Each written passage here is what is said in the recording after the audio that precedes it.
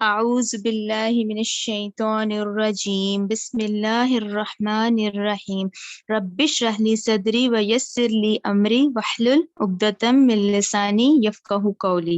اے میرے رب، میرا سینہ کھول دے اور میرا کام آسان کر دے اور میری زبان کی گرہ کھول دے تاکہ وہ میری بات سمجھ سکیں۔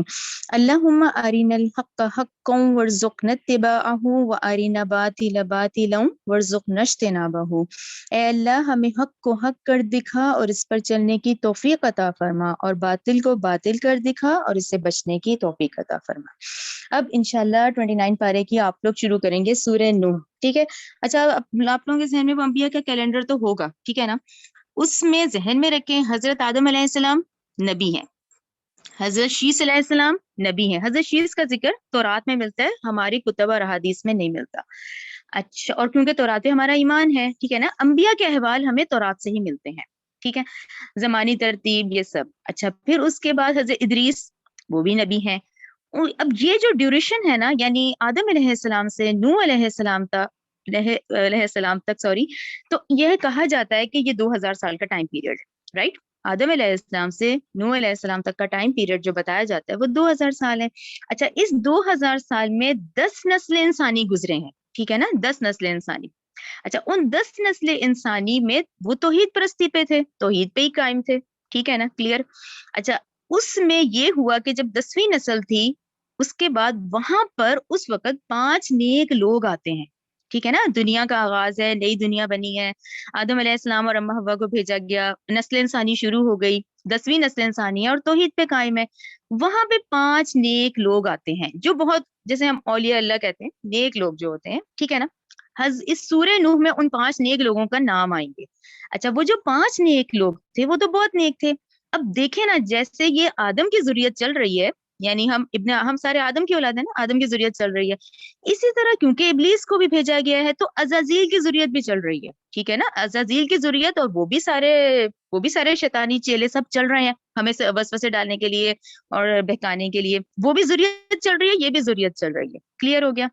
اچھا، اب کیونکہ شیطان بھی تو لگا ہوا ہے نا انسان کو، کیونکہ جنت سے نکال دیا گیا ہے، اب وہ جہنم میں کیونکہ چلا گیا ہے اور اللہ کی رحمت سے دور ہے، تو وہ چاہتا ہے کہ ہم انسانوں میں سے جتنوں کو چاہے اپنے ساتھ گھسیٹے۔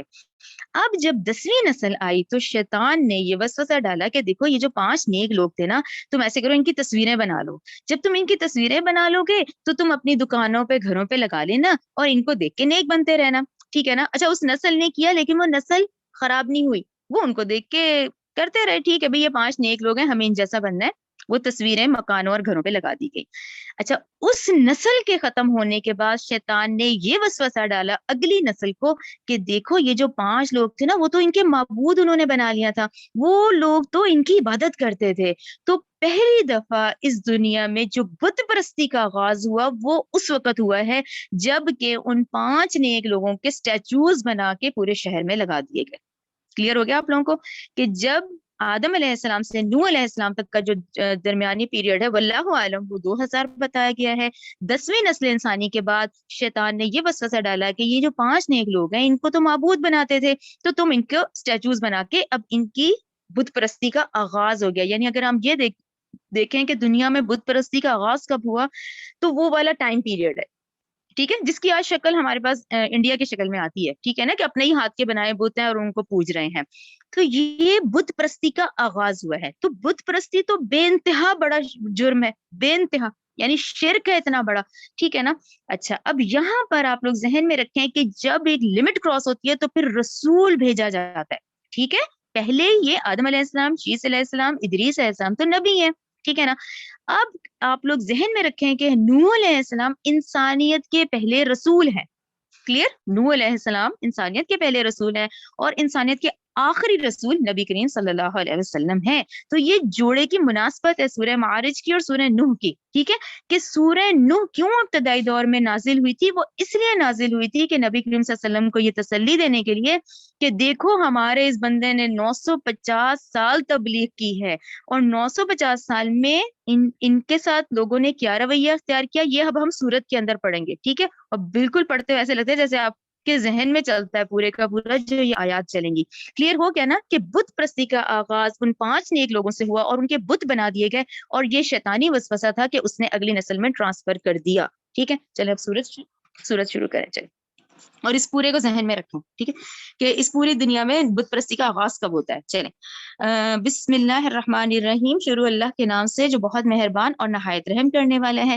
انا, بلا شبہ ہم نے, ارسلنا, بھیجا, نوح علیہ السلام کو, الی قومہ, اس قوم کی طرف, ان, یہ کہ, انذر, تو ڈرا, قوم کا, اپنی قوم کو, من قبل, اس سے پہلے, یہ کہ یاتیہم عذاب علیم, اس سے پہلے کہ وہ دردناک عذاب آ جائے, ان کو ڈراؤ. قالا, نوح علیہ السلام نے کہا, یا قومی, اے میری قوم, انی لکم, یقیناً میں تمہیں, نذیر, ڈرانے والا ہوں, مبین, ظاہر. اچھا, یہ جو آیت نمبر 3 ہے نا, اس پہ تو آپ لوگ لکھیں کہ رسول اور نبی کا فرق ہمیں آیت نمبر 3 سے پتہ چلتا ہے. آیت نمبر 3 دیکھیں, نوح علیہ السلام نے کیا کہا, اعبدوا اللہ, نمبر 1 تم اللہ کی عبادت کرو, واتقوہ, اور تم اس سے ڈرو, وَأَطِیعُونْ, اور میری اطاعت کرو. یہ نبی نہیں کہتا, ٹھیک ہے نا. آیت نمبر 3 میں 3 باتیں کہیں, رسول یہ کہتا ہے, رسول کا کیا اللہ کی طرف سے حکم آتا ہے کہ کہو ان کو کہ تم اللہ کی عبادت کرو, تم اللہ سے ڈرو اور میری اطاعت کرو. ٹھیک ہے, یعنی رسول کی اطاعت کریں گے تو اللہ تعالیٰ, یعنی اللہ تعالیٰ کے یہی قانون ہے کہ جب رسول بھیجا جاتا ہے تو رسول کی اطاعت کرنی ہوتی ہے. تو رسول کہہ سکتا ہے, رسول کہتا ہے کہ میری اطاعت کرو, ٹھیک ہے, نبی نہیں کہتا ہے, رائٹ. یعنی آیت نمبر 3 سے آپ کو پتا چلا کہ نبی اور رسول میں فرق کیا ہوتا ہے. ٹھیک ہے, آیت نمبر 3, رائٹ. یہ آپ لوگ لکھیں سورہ نساء 80, سورہ نساء 80, سورہ نساء 80 میں ہے کہ جس نے اطاعت کی رسول کی, اس نے اطاعت کی اللہ کی. ٹھیک ہے نا, ہم سارے نوافل, نمازیں, چیزیں کرتے رہے, وہ اپنی جگہ ہے, لیکن آپ کی اور میری کا جو لائف پیٹرن ہے نا, آپ کا اور میرا, وہ کیا ہے, اپنے رسول کو فالو کرنا. اتباع رسول کی کریں گے تو اللہ کی اطاعت ہوگی. ٹھیک ہے, کیونکہ دیکھیں جس نے اطاعت کی رسول کی, اس نے اطاعت کی اللہ کی. کیوں؟ کیونکہ دیکھیں یہ قانون اس لیے بڑا سخت ہے کہ یہ جو آج کا یہودی ہے, یہ تو بہت توحید پرست ہے, اللہ کو مانتے ہیں, آخرت کے دن کو مانتے ہیں, سارے رسولوں کو مانتے ہیں. وہ یہی تو کہتے ہیں کہ 1,24,000 میں سے ہم صرف رسول اللہ اور حضرت عیسیٰ کا انکار کرتے ہیں, تو باقیوں پہ تو لاتے ہیں, لیکن ان کا ایمان کمپلیٹ نہیں ہوا. کیوں نہیں ہوا؟ کیونکہ رسول کی اطاعت نہیں کی. تو رائٹ ناؤ کہ ان کے تحت نبی کریم صلی اللہ علیہ وسلم کی اطاعت کرنا بہت ضروری ہے, کیونکہ وہ رسول ہیں, رائٹ. یہ رسول اور نبی کا فرق ہمیں آیت نمبر 3 سے پتہ چلتا ہے. اور سورہ نساء 80 آپ لوگ خود لکھ لیں, ٹھیک ہے. آیت نمبر 4 دیکھیں, یغفر, یہ آیت بہت اہم ہے, اس کو غور سے دیکھیں. یغفر, وہ بخش دے گا, لکم, تمہارے لیے, من ذنوبکم, تمہارے کچھ گناہ تو بخش دے گا. سارے کی بات نہیں کی گئی, اللہ تعالیٰ کہنا ہے تمہارے کچھ گناہ تو وہ بخش دے گا. اچھا, یہاں پہ آپ رکیں, یعنی یہاں سارے کی کیوں نہیں بات کی, یعنی اللہ تعالیٰ نے کہا تمہارے کچھ گناہ ہے جو بخش دے گا. دیکھیں یہ جو آیت نمبر ہے نا 4, اس میں جو اہم نقطہ آتا ہے وہ یہ آتا ہے کہ اللہ تعالیٰ حقوق اللہ تو پھر معاف کر دیے جائیں گے, رائٹ. حقوق اللہ تو پھر ہوں گے, لیکن حقوق العباد نہیں معاف کیے جائیں گے. یعنی حقوق العباد کے جب تک کہ وہ انصاف کے تقاضے نہیں پورے ہوں گے نا, تو وہ وہاں پر حساب کتاب نہیں ہوگا ہم لوگوں کا.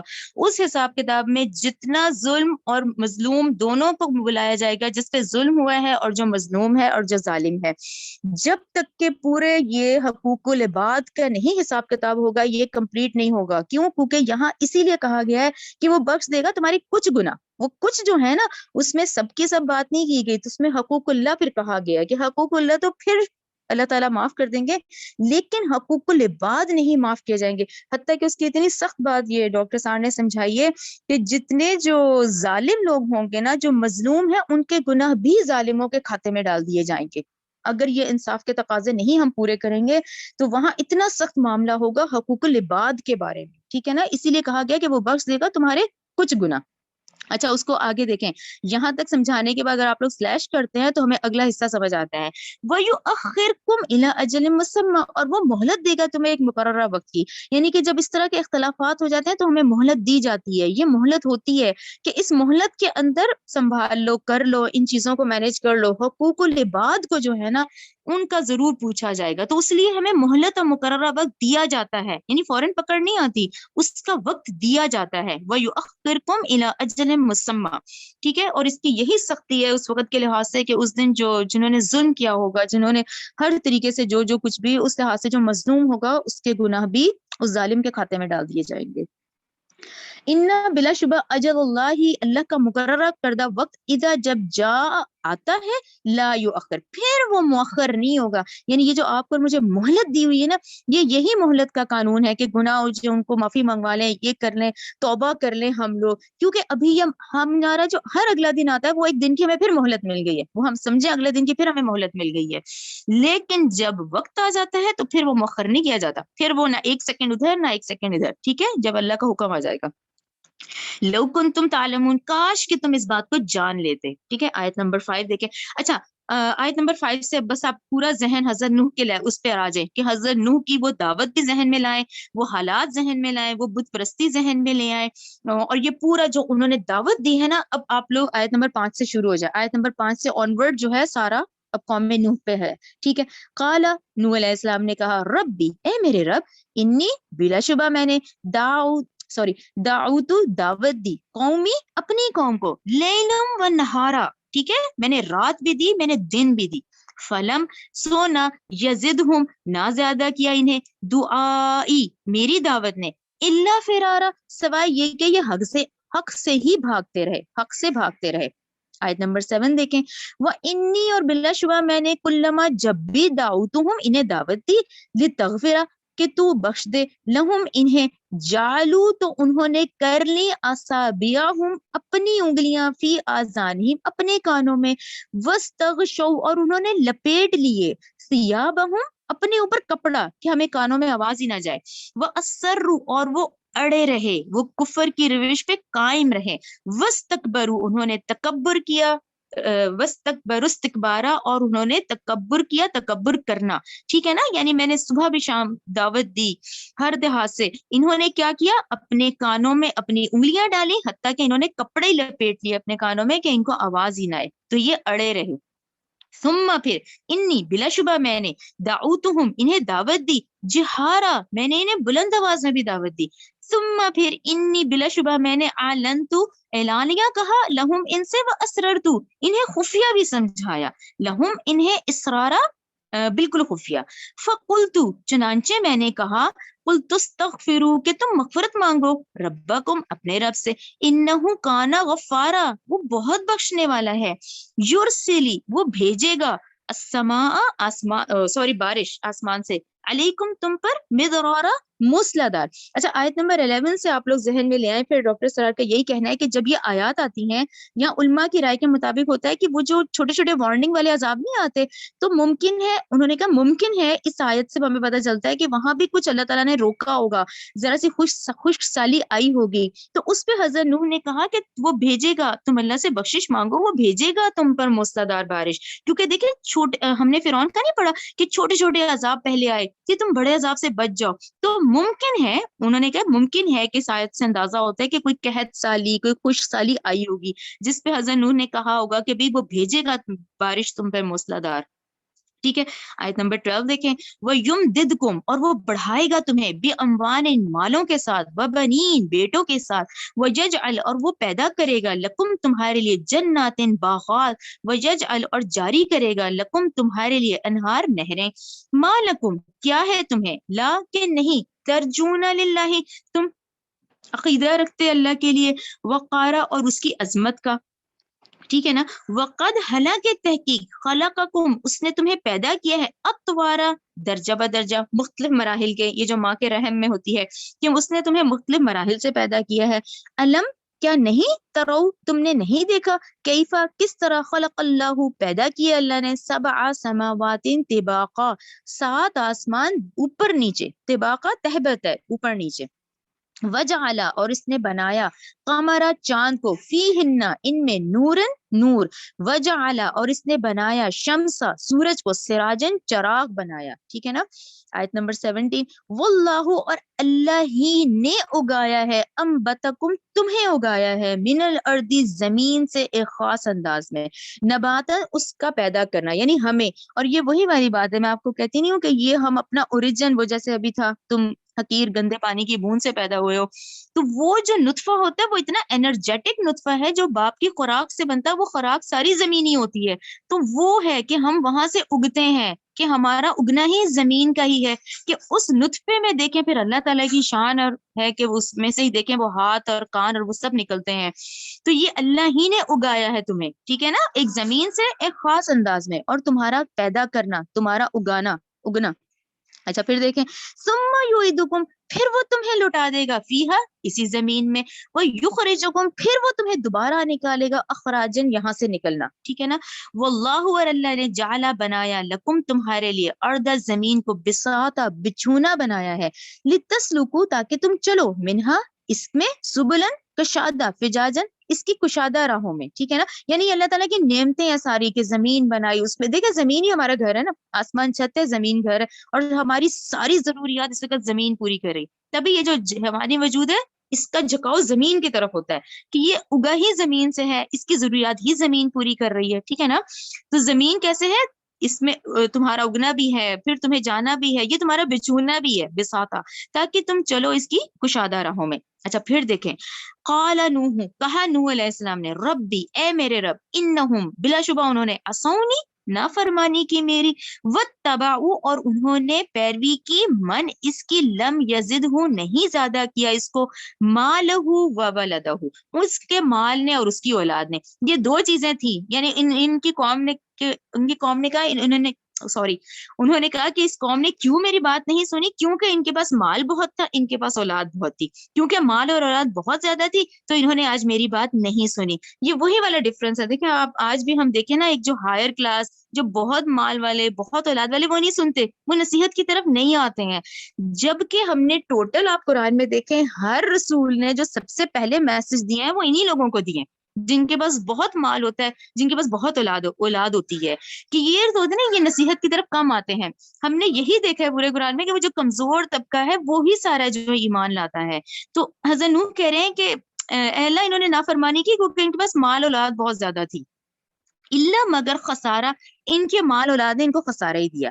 اچھا یہ اگلی آیت دیکھیں 22، وہ مکرو مکرن کبارا، انہوں نے مکر کیا اور بڑا ہی چال چلی. اچھا یہ چال کون سی ہے، یہ پھر ذہن میں وہی رکھیں کہ وہ جو انہوں نے بت بنا لیے تھے نا، وہ جو 5 نیک لوگوں کے، تو یہ چال یہی ہوتی ہے. انہوں نے کہا تھا کہ یہ تو آپ نے ہماری بتوں کو ناراض کر دیا، تو یہ تو آپ ہمارے بتوں کو تنقید کا نشانہ بنا رہے ہیں، یہ تو ہمارے معبود ہیں یہ 5 نیک لوگ.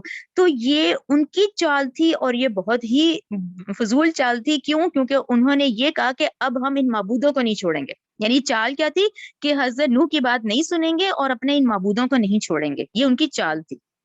آیت نمبر 23 دیکھیں، یہ ان 5 کے نام ہیں. وقالو، اور انہوں نے کہا، لا تذرن، نہیں تم ہرگز چھوڑنا آلہتکم، اپنے معبودوں کو، ولا تذرن، اور ہرگز تم نہ چھوڑنا. اب یہ 1 2 3 4 5 اپنے قرآن میں لکھ لیں، ان کے نام بھی اللہ تعالیٰ نے قرآن میں مینشن کیے ہیں.